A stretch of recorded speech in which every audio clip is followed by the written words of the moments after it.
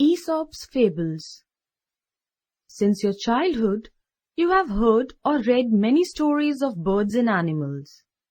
You must have read stories such as the thirsty crow, the fox and the grapes, the wolf and the lamb, and many others. Such stories are called fables and are said to have been told by a Greek called Aesop. They are popularly known as Aesop's Fables.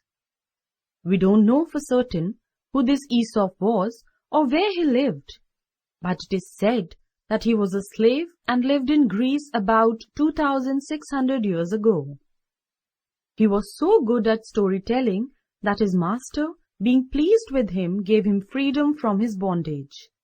At that time, Greece was ruled by a king whom the people didn't like. They wanted a new king in his place. Aesop told them a story to show that the new king could be even worse. The story he told was like this.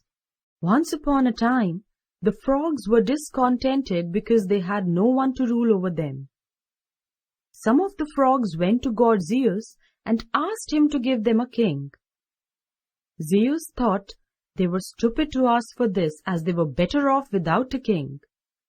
So he threw a log into the pond where they lived and said it would be their king.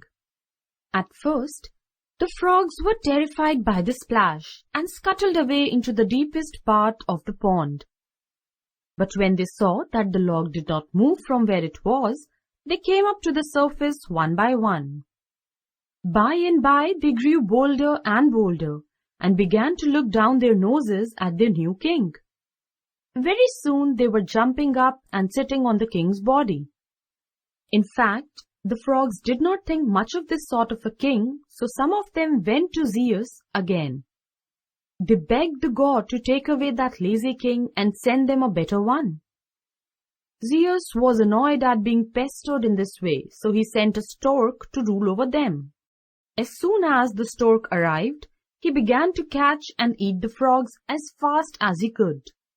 By telling this story, Aesop showed the people that the new king could be even worse, so they ought to be thankful for what they had and not grumble. The moral of this story is, one should remain contented with one's lot. There are many such fables attributed to Aesop. At first, they were not written down. People carried them in their head, and young people learned them from hearing older people tell them. About 350 years ago, a French writer named La Fontaine, who was alive from 1621 to 1695, put them down in French. And now we have their translations in almost all languages of the world. Another of Aesop's fables was about a dog who lay in a manger. He would snap and growl whenever the cows came there to eat the hay. What a selfish dog! The cows would say. He cannot eat the hay. He has no need of it. Yet he doesn't let us eat it. When people call someone a dog in the manger, they mean to say that the fellow doesn't let others have something even though he doesn't need it himself.